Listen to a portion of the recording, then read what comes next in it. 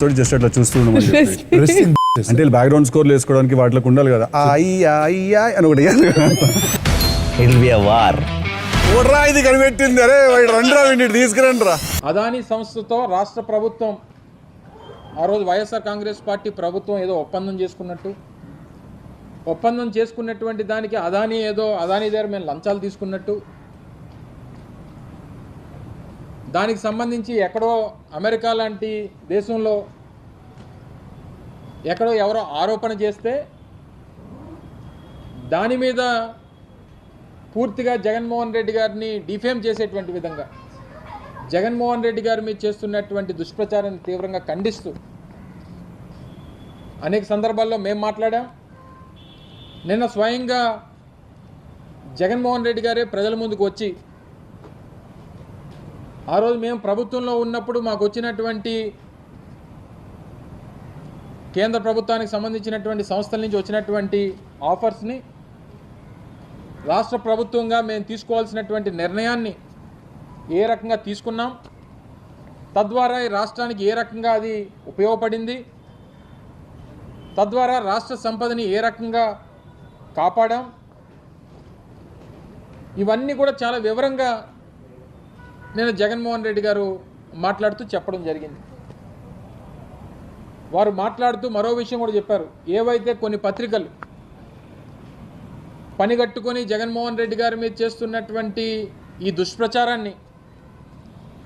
ఆపకపోతే, 48 గంటల్లో క్షమాపణలు చెప్పకపోతే 100 కోట్ల మేర డిఫమేషన్ సూట్ కూడా వేస్తామన్నటువంటి మాట నిన్న జగన్మోహన్ రెడ్డి గారు చెప్పడం జరిగింది. అయినప్పటికీ వారు అంత సవివరంగా పత్రికా సమావేశంలో వాస్తవాలన్నింటినీ కూడా ప్రజల ముందు పెట్టినా సరే, మళ్ళీ ఈరోజు ఆ పత్రికలు వక్రీకరిస్తూ సరైనటువంటి సమాచారంతో నిన్న జగన్మోహన్ రెడ్డి గారు ప్రజల ముందుకు తీసుకొచ్చినప్పటికీ సమాచారాన్ని మళ్ళీ దాన్ని వక్రీకరిస్తూ ఈరోజు మళ్ళీ వారి పత్రికల్లో ప్రధానమైనటువంటి ఎజెండాగా ఈ వార్తని క్యారీ చేస్తూ మళ్ళీ ఈరోజు దుష్ప్రచారం చేసేటువంటి ప్రయత్నం చేశారు. అయితే నిన్న వారు మాట్లాడినటువంటి మాటలకి ఇది చంద్రబాబు నాయుడు గారు అలాగే తెలుగుదేశం పార్టీ గెజెట్ పేపర్లు మేము ఇప్పుడు కాదు అనేక సంవత్సరాలుగా మేము పార్టీ పెట్టినటువంటి నాటి నుండి జగన్మోహన్ రెడ్డి గారు కాంగ్రెస్ పార్టీని విడిచి బయటకు వచ్చి వైఎస్ఆర్ కాంగ్రెస్ పార్టీ స్థాపించిన దగ్గర నుంచి జగన్మోహన్ రెడ్డి గారి మీద దుమ్మెత్తి పోస్తున్నటువంటి పత్రికలు ప్రధానంగా ఈనాడు, ఆంధ్రజ్యోతి. నిన్న జగన్మోహన్ రెడ్డి గారు మాట్లాడుతూ విద్యుత్ కొనుగోలు ఒప్పందం సెక్కి రాష్ట్ర ప్రభుత్వం డిస్కమ్ల మధ్య జరిగింది, మధ్యలో దళారీ లేడు, ఎక్కడా థర్డ్ పార్టీ లేదు, అలాంటి అప్పుడు అవినీతికి అవకాశం ఎక్కడా అనేటువంటి మాట నిన్న జగన్మోహన్ రెడ్డి గారు చెప్పడం జరిగింది. చెప్తూ దానికి సంబంధించినటువంటి సమాచారాన్ని కూడా వారు చూపిస్తూ ఇది solar energy corporation of India అంటే సెక్కి అనేటువంటి కేంద్ర ప్రభుత్వానికి సంబంధించినటువంటి సంస్థ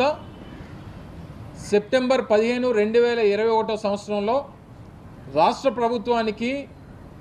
విద్యుత్ కొనుగోలు విషయంలో ₹2.49 యూనిట్ ధరని కేటాయిస్తూ మీరు కొనుగోలు చేసుకునేటువంటి దానికి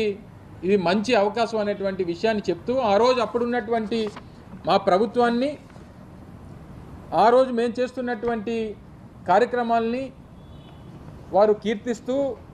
ఇచ్చినటువంటి ఒక ఆఫర్